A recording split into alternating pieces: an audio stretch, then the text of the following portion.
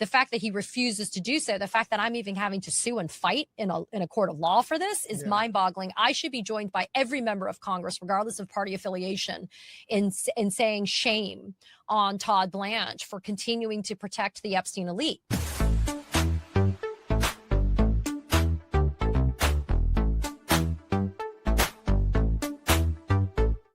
Welcome, everyone. I'm Steven Beschloss, and this is Six Questions. I hope you follow Six Questions wherever you get your podcasts. The once independent Department of Justice is in shambles. Todd Blanche, chiefly Donald Trump's protector, has been confirmed as the Attorney General, ostensibly to be the nation's highest-ranking law enforcement official, despite his many violations. Millions of Epstein files have not been released, and the Epstein class of rich and powerful, they've yet to be held accountable for their crimes.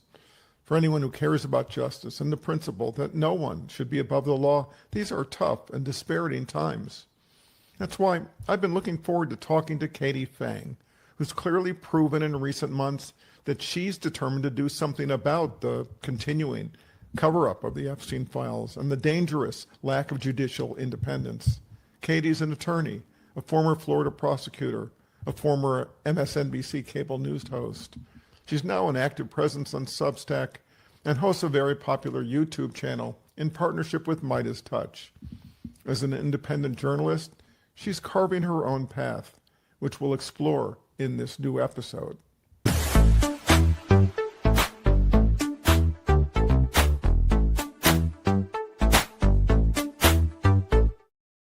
Katie, so glad that you could join me today. You've been very busy these last months. A little bit. Yeah. But we all are. We're all busy right now. Well, that's true. But I say between now and November 3rd is going to be particularly nuts, but there's no reason to assume it's going to quiet down after that. Nope. We got 28 to go too, right? So we got to keep going. Yeah, that's for sure. So I want to start by going back in time to April. That's when you made the decision to file the lawsuit against the Department of Justice and Todd Blanche. It's the kind of action that a journalist rarely does. That's true. How did you make the decision to do that, and how difficult was it? So it was not an easy decision. Part of it was grounded in just a natural human reaction to the intimidation and coercion campaign we've seen this administration do against people that are smarter than me, have more resources than I do, have big companies behind them. As an independent journalist, I'm on my own, right? I mean, I have a great partnership with the guys at Midas Touch, but I'm just Katie Fang News on YouTube. So having left legacy mainstream media, which had like a phalanx of lawyers and people that were there, I was like, oh, okay. And so, again, just the human side of it was I was worried about doing it, but then came in, the element of necessity. I was reporting, I was analyzing, I was researching the tranche of documents that had been released by the Trump Department of Justice dealing with the Epstein files.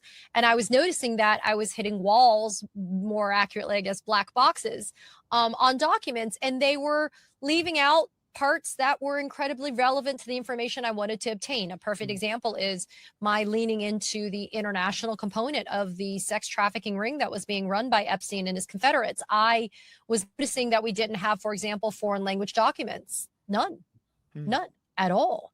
There was no indicator that they had been translated and then redacted and produced to the public. They just weren't there. Then I was also noticing, there was names blacked out that I knew realistically weren't victims, for example. I mean, there was stuff that was there that I wanted to learn more about. But we knew that the way that the law had been drafted, the Epstein Files Transparency Act, that there was no independent cause of action, private right to a cause of action that was written into the law, which was a defect to the law, but it just is what it is. And so my brilliant legal team at Public Integrity Project, led by Brendan Ballou, former DOJ prosecutor himself, figured, look, it's an administrative final action that was taken by the Department of Justice in January of this year when they announced that they were done providing these documents pursuant to the law. And we didn't agree with that final agency action taken by the Department of Justice. And that gave rise to us being able to sue we were pleasantly surprised to draw Emmett Sullivan, a senior judge on the DC bench, and even more pleasantly surprised when he granted our preliminary injunction motion, which helped us not only get through the door with the lawsuit, but also to stay in the house, I guess, right? And so that's kind of where we find ourselves now. But at the inception of this, it most certainly was not something that I woke up and said, this is what we're going to do. I mean, it was a process, right, to be able to get there. So when I ask about it being, how difficult was it? I mean, you surely knew that it was going to grab a lot of fire, a lot of attention. I assume you did. So did that look like, a good thing, an opportunity, or did it look like, this could end up, spinning out of control in a way that you wouldn't necessarily know how it would play? It's such a good question. So as a lawyer, I am trained to hedge against all possibilities, right? And that's also what I'm supposed to do, managing client expectations, letting them know that there's a possibility that this could happen, and here's the different permutation of what could occur.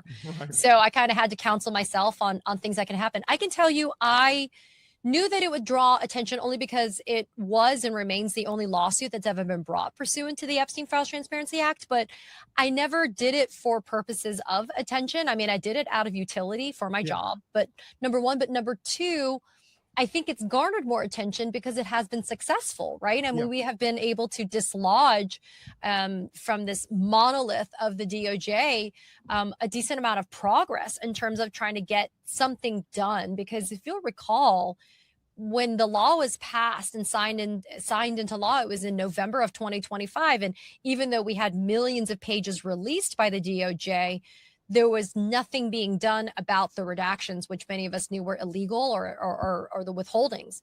And so I think that's the reason why it's gained so much attention, is that the lawsuit has been successful every step of the way.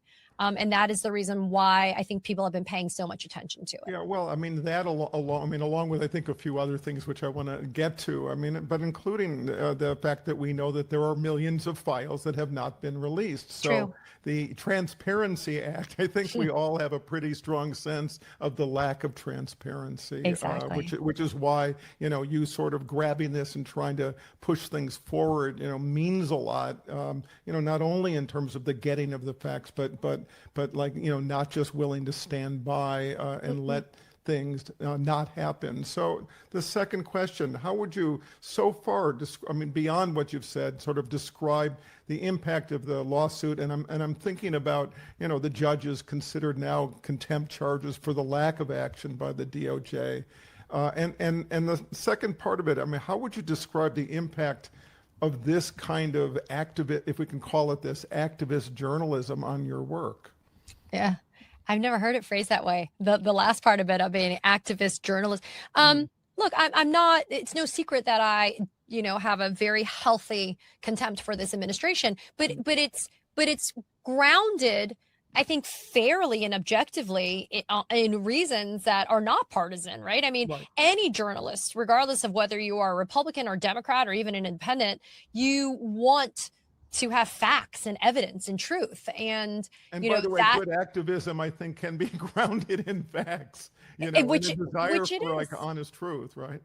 Well, and that's exactly where I come from, right? I mean, for me, it's not about only going for, quote, Republicans that may be in the Epstein files. That's not the case. It's whomever was a perpetrator, enabler, co-conspirator, facilitator, those are the people that should be released, because that's what the law said. And that's what I always go back to, because it is truly not activism, actually, to just have the law be abided by, because we do ascribe to no man is above the law. No man, no woman is above the law, right? And if that's the case, then that includes the DOJ especially, and that includes the Attorney General of the United States. And so I think that it's not so much activist journalism, it's just making sure that we all do what we say we write about, or what we talk about, right? We actually walk that walk. I think that we shouldn't hold other people to that standard that we report about or that we write about. I think we ourselves should also be doing the same thing. And that includes making sure that powers that be are also held accountable for doing that as well, abiding by the laws that are there. I've always said, I only want that. I haven't asked for anything more than what the law provides for. I haven't asked for them to do more than what they're supposed to do. I just want them to do what the law requires them to do.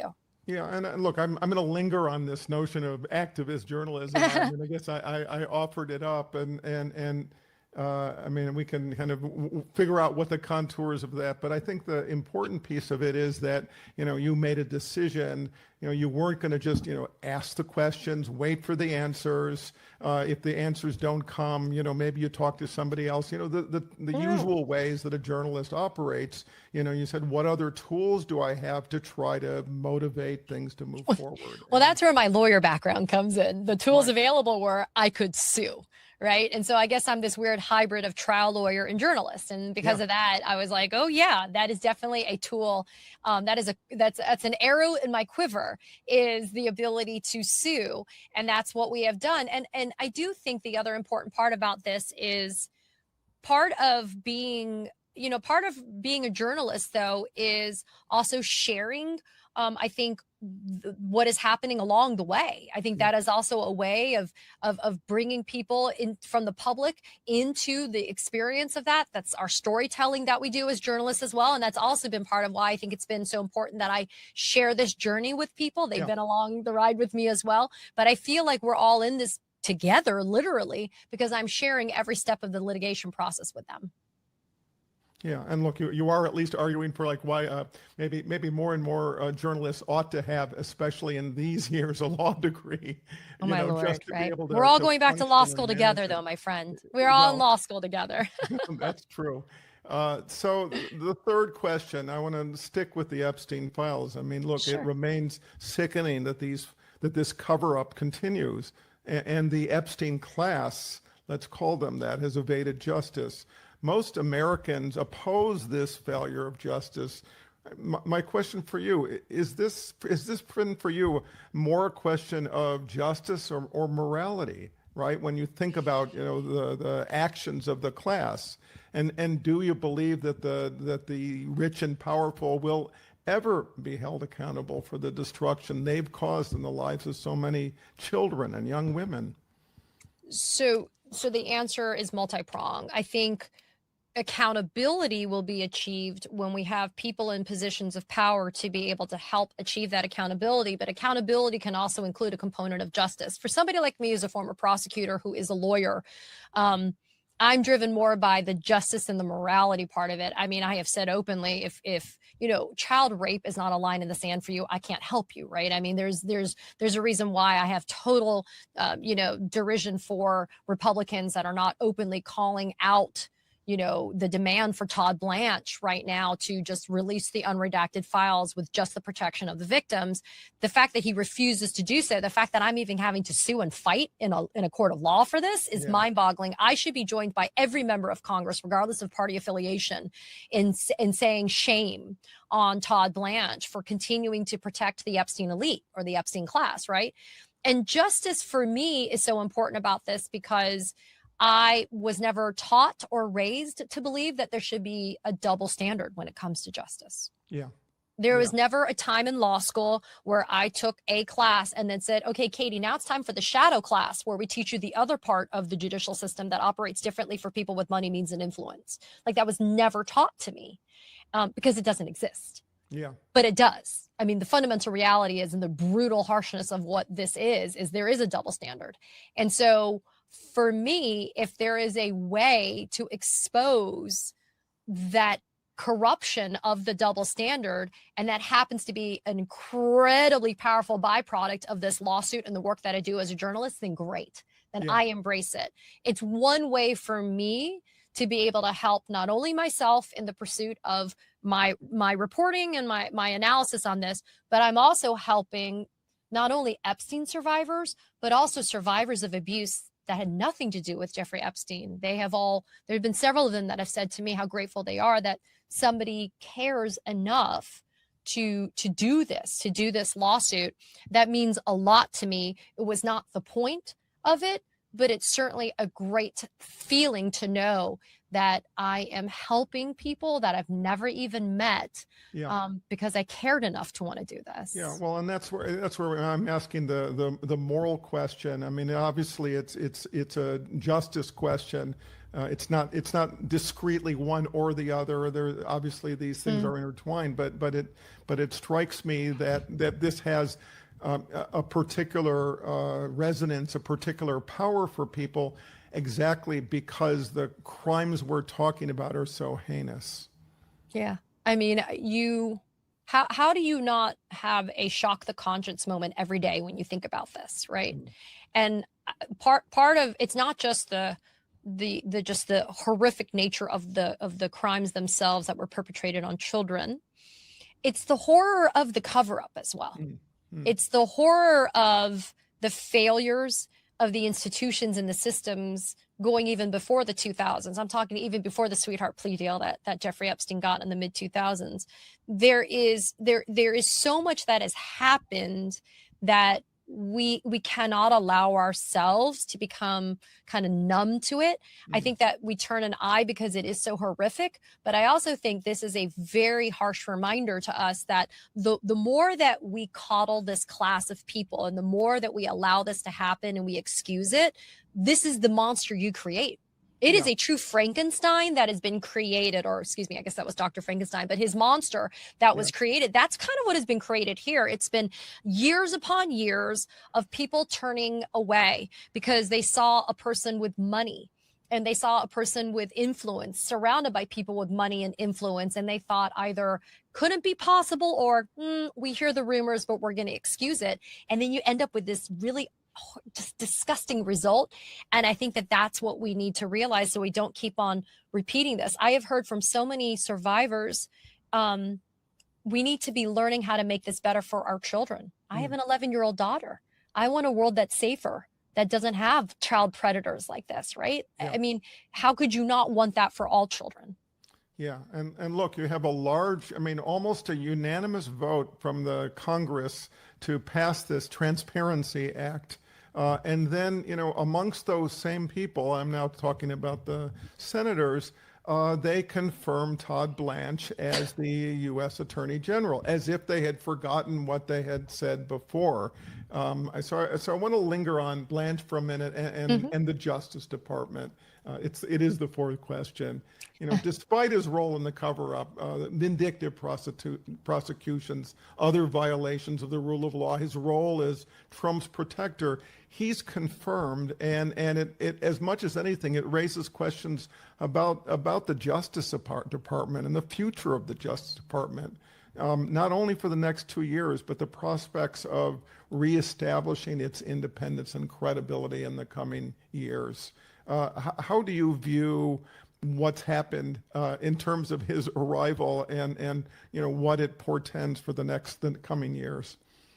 The future of the Justice Department is bleak, and that is a generous construction. I think that anyone who has been even vaguely following what has happened to the DOJ, you cannot ignore the hemorrhaging of people leaving that office, either by way of voluntary resignations or being illegally terminated from their positions. We have lost centuries, and I'm using that word specifically, centuries of collective experience and institutional knowledge by the departure of career staff. I look at some of my closest friends who are former United States attorneys under different administrations, both Republican and Democrat, and they are so incredibly just, it's such a depth of bench to see them and to hear them and to know what they have gone through and what they've done, and to know that people like that, they were career prosecutors, right? They themselves invested in this place. You don't have that anymore. In fact, I've done more reporting on lawsuits brought by illegally terminated, talented rising star prosecutors at the DOJ than I've done on existing personnel at the DOJ. And the fish rots from the head down, as I often like to say. I don't own that phrase, obviously, right? That's from Shakespeare. But, when you have somebody like Todd Blanche, who eventually looked like a fait accompli, Like Yeah. people were like, oh, he's just going to get it. I was horrified that Republican senators didn't talk about the Epstein files. They were resting their laurels on a disposition of a $1.776 billion slush fund and tax immunity that was unprecedented for, the Trump crime family. That was keeping you up at night. That keeps you up at night. How did the Epstein files not be the thing that was the disqualifying moment for Todd Blanche? How was none of the him, meeting with Ghislaine Maxwell? How about his botched rollout of those files? How was none of that the disqualifying moment for Todd Blanche? Republican senators chose stupidly and poorly, but it was intentional. And, Bill Cassidy's crocodile tears on the Senate floor when he gave that final deciding vote, look, what are you weeping over? Are you weeping over your cursed legacy now? Because I don't really appreciate that. And so I think about how when I was a young prosecutor, part of the beauty of that job was the camaraderie of being in the trenches with other people who wore the white hat of justice every day. Shared purpose. Yes. And you had a mission. And now the Department of Justice has no mission because the department being weaponized to serve the interests and the intent of one person has completely killed the spirit of that agency. Yeah, and so on the one hand, it's the many thousands that have exited, whether fired or whether voluntarily leaving. Who stays? But that's exactly my question. What about all those who stay? I mean, how do they maintain their spirit day to day? It's hard. I mean, I don't want to cast aspersions on people that have mortgage payments, right? I mean, there is a necessity to employment. I am not poo-pooing that at all. And sometimes I do feel guilty when I do kind of get on my soapbox about how can you work in an agency that does that. And there's some very good people that are just keeping their heads down and trying to fly below the radar. But there is a very healthy guilt by association that is happening with people that remain at this Department of Justice. And I think it's justifiably so. I don't know how you extricate yourself from the prosecutions that we're seeing of immigrants right now. And I don't understand how you also go to court and defy court orders. I mean, you cannot reasonably expect to retain a semblance of professional respectability if that is what you do. And so I'm not sure how people manage this. I would be heartsick and physically ill if I was working at the Department of Justice every day, because I don't want to, punish people for having to stay because they have mouths to feed and bills to pay. But the job of prosecutor, which I and this is my soapbox, you have the ability to put people in jail. Yeah. And it is the most powerful job you're ever going to have is a prosecutor. It was the best job I've ever had in my life, was being a prosecutor. And when I think about how this power is being wielded, it does make me sick, because it is being done in a way to destroy any belief that the system will work the way it's supposed to. And we were already dysfunctional going into any of these Trump terms, but now I feel like we are so far behind now what we really thought was the rule of law, right? I think we're so far behind. I'm going to get to the rule of law in a second, and the principle of like who is and who is not above the law.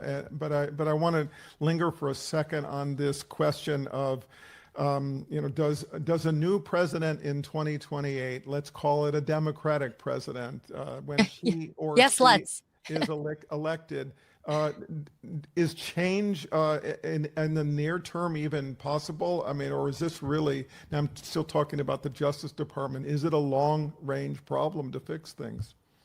I'm not going to bullshit anybody. Yeah, it's a long range fix, but I think what you do is you literally clean house from top to bottom is what you do. But I think, and I know this, you get a Democratic president back in 28, and I like that you said she, by the way, for that. You do that, you'll have good people coming back. I recently profiled and interviewed the lawyer, herself a former federal prosecutor representing a guy down here in the Southern District of Florida who was, by all accounts, a rising star in the office, who was handling incredibly complex, multi-defendant, multi million-dollar fraud cases. And he posted on a blog anti-Trump sentiments years before he even applied to be a federal prosecutor. And then they were uncovered or stumbled upon by a MAGA influencer who posted on X and tagged people like Pam Bondi and others, and he got fired the same day. And the thing that stuck in this whole conversation she and I are having was part of the relief that this young man sought was reinstatement. And I asked her, I'm like, he wants to go back? Like, he wants to go back? Yeah. And she says he wants to go back because he so firmly believes in the work he was doing and the value of that work to protect American people from fraud and to make sure that they were okay. So when I hear that, Stephen, I'm like, we're going to be okay. We just got to get the right people back in those kind of upper levels of power so that we can have good people like this young man come back and reinvest themselves in this place. Because that's what makes this country so great, is that having people that truly believe in the right and good things. And there are people there that'll come back. They just can't come back now. That shared purpose again, where going in every day is something that you're proud to do, not that you're just trying to survive. So one of the foundational values, principles, ideals that we've carried for a long time, or at least as a principle, is that no one is above the law.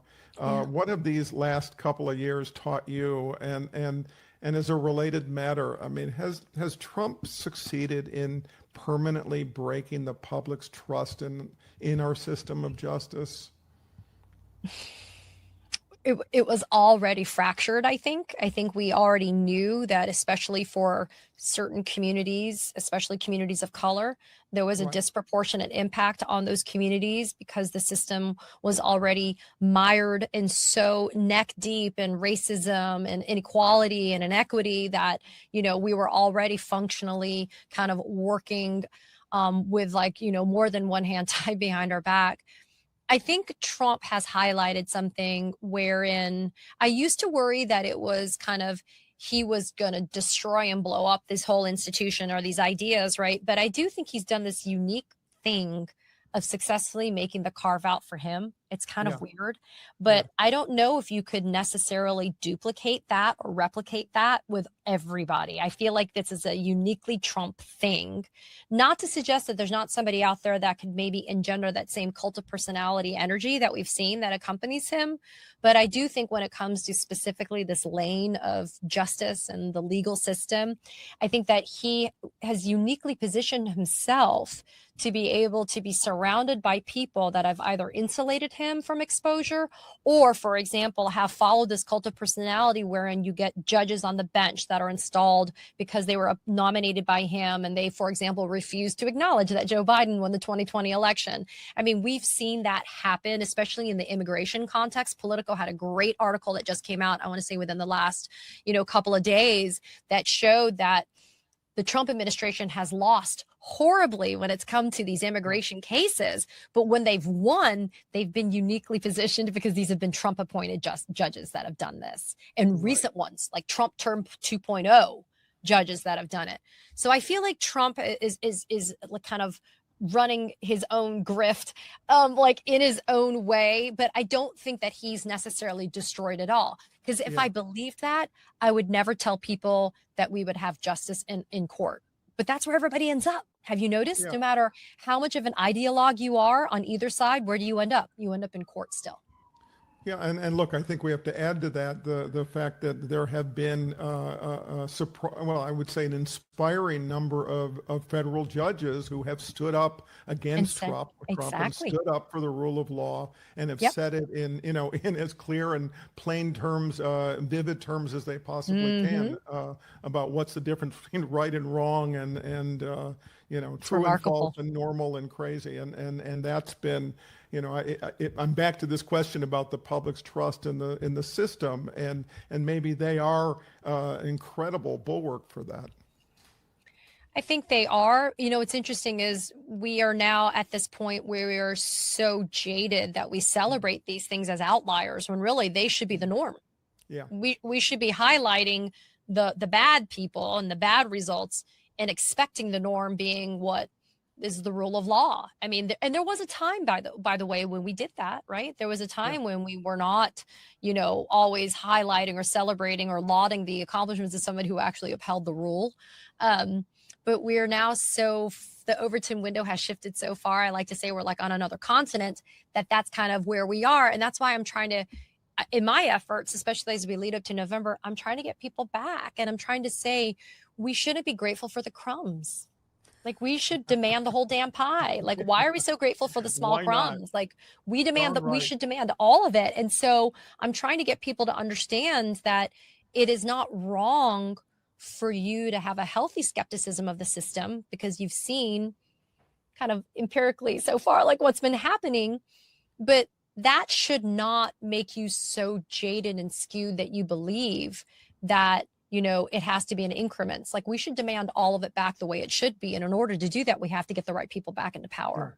Yeah. So, which brings me to the sixth question, which is really the what do we do question, right? So you're an unusual case, former prosecutor, lawyer turned journalist, with specific tools that go along with that. But what advice would you give for the responsibility of journalists in confronting this regime that's proven that they will violate the rule of law and ignore the Constitution in order to pursue their purposes? And the second part of it is, what do you think is a responsibility for everyday citizens to push back? I love the first question about journalists, and I want to steal a phrase from my dear friend, former Ambassador Norm Eisen, with whom I do work at Democracy Defenders. Yeah. We have an obligation. And I'm thrilled to be a part of this pro-democracy organization. So Norm has said, and I embrace this and I believe in this, we have an obligation to be truthful, but we don't have an obligation to be neutral. Okay? Yep. I think it's if you stop and you think about it, especially as journalists, we have to be truthful. We have to tell you what the facts, the evidence are, but we don't have an obligation to be neutral about it, especially when we're at a time when we are like, I can't even say it's a backslide into autocracy. I feel like we're like on that crazy slide at the fair where like it's going down on the potato sack and you're like barreling out of control. I mean, that's kind of where we are. Sure. And as journalists, I think part of our obligation of being truthful but not neutral is also reminding people about basic media literacy. I feel like that's kind of gone by the wayside. And that kind of dovetails a little bit with the secondary question you asked about what should just, quote, regular maybe people be doing. We need to kind of rediscover media literacy, because I do think people have now kind of kicked that to the curb, and you really shouldn't, because the way that the information is coming at you today, so fast, so furious, everything is moving at just like a lightning speed. When you don't actually embrace and activate your media literacy part of your brain, you got a problem where then Fox News is deemed news when we know it's not. Come pouring in. Yes. And it's all. And I also think part of media literacy means this. It means understanding that bad news is not the end of the world, though, right? I mean, bad news is also, okay, this is an outcome. How can we look at that and kind of call out the emotion of it and then figure out like how to maybe turn it around and make it better? And maybe that's part of my brain as a lawyer, right? That's like, we need to fix this problem. We don't always get the best ruling in a case. So we got to figure out how to do better or how to make it turned around.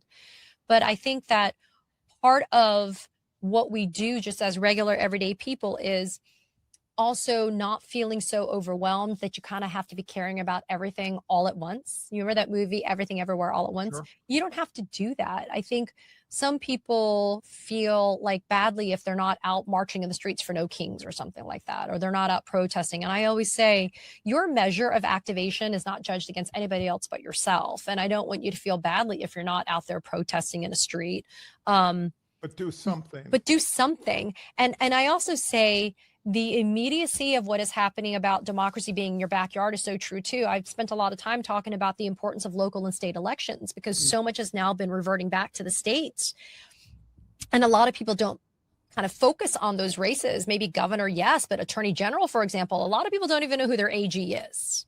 And I have now spent the last few years just amplifying the work that Democratic attorneys general are doing, because they are fighting in places for all of us that we don't even live in those states. I'll give you an example. California Attorney General Rob Bonta is always at the forefront of a battle to take care of all Americans, regardless of the party affiliation. And so, I tell people, I urge them saying, hey, what's going on with your attorney general race? Pay attention to that. Those types of things, I think, can make you feel, and it does make you engaged. It does make you activated. So I try to caution people not to feel badly that they're not at some mega level of what they think engagement and activation has to look. Just pick one thing that you care about and make that your purpose. Because as we've seen here, one person filing a lawsuit can actually make a difference, you know?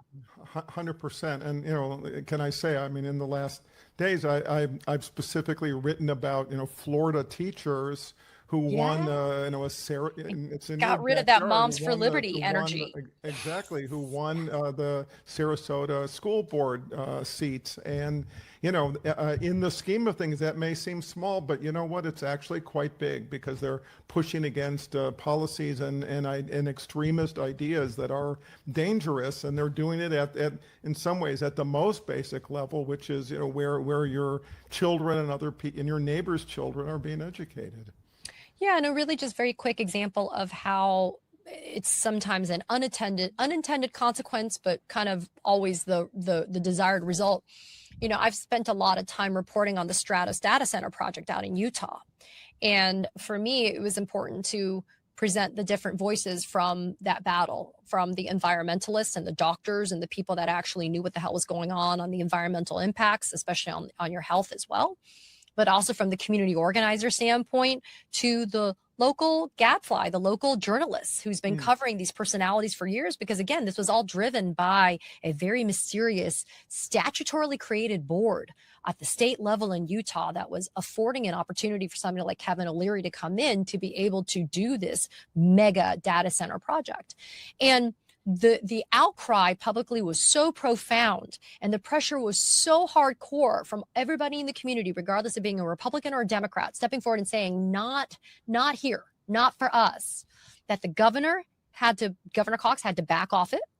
And then the Utah State Senate president, who was the chair of this mysterious black box of a board, he actually told Kevin O'Leary, you have to reduce the footprint by at least 50% and then some, including presenting environmental impact studies before you did anything.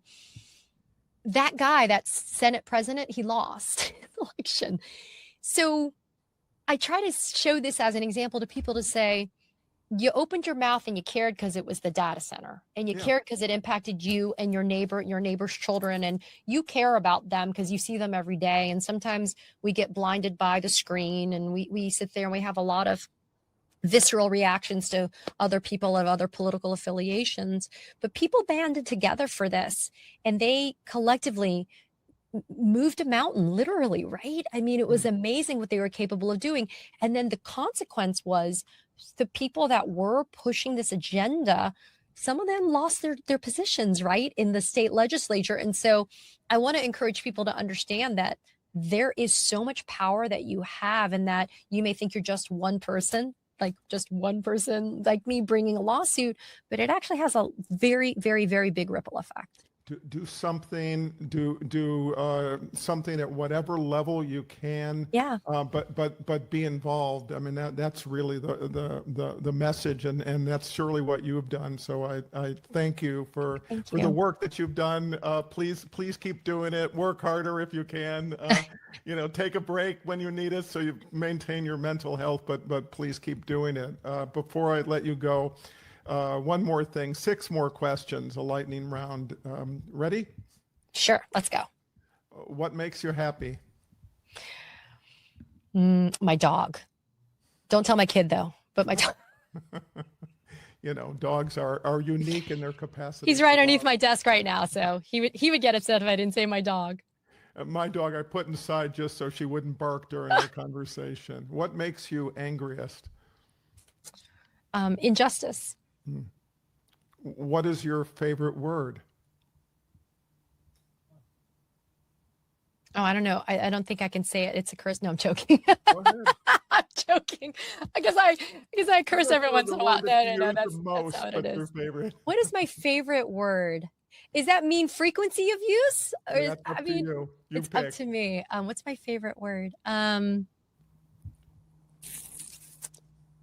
my God, you've actually stumped me. I'm speechless. Mary Trump said paradigmatic. No Oh pressure. God, Mary would say that, but Mary's one of my best friends. What is one? You know what? I think my favorite word is empathy. That's my favorite word. It is. Something that we need more of. So let's keep saying it. What living person do you most admire? My mom. Can you say a sentence or two why?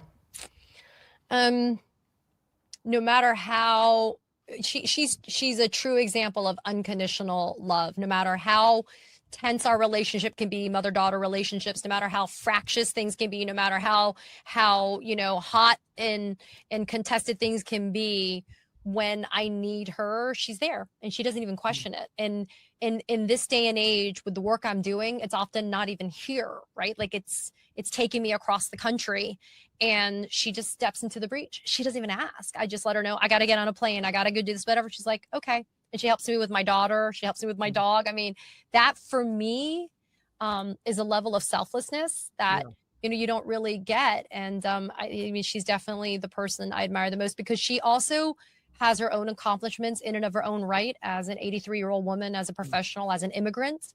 And she, just is very humble that way. So I'm very grateful. Good to have that model, not to mention the support. What historical person do you most admire? Joan of Arc. I've done a lot of writing about her on Substack, and in large part because she doesn't meet the model or the mold of what you think a hero should be. And I think that fits for all of us, right? We don't have to fit a model or a mold of what a hero should be. I think that we step into the role when history asks us to do it, right? And that's what history is asking us to do now, is to be on the right side of it. And that's how we do it, in small parts and in big measures, I think. I think a lot of people listening have to now go and do more research on Joan of Arc. So thank you. It's fascinating. I urge everybody to do it. It's very fascinating. And the last question, what gives you hope? These conversations, the fact that people like you and others have an interest in wanting to do more and to do better. I think that it's one thing to just sit and bitch and moan and commiserate, but I do think it's another thing to actually synthesize and have a plan. And that's what gives me hope. I know that there's going to be a time when we just don't survive, that we thrive again. And it's these types of conversations that do that for me. It gives me hope. Well, let's do more of it. Let's have more empathy. Let's use the word as much as we can. And please. Thanks a bunch for taking the time. Appreciate it. Thank you. Thanks for having me.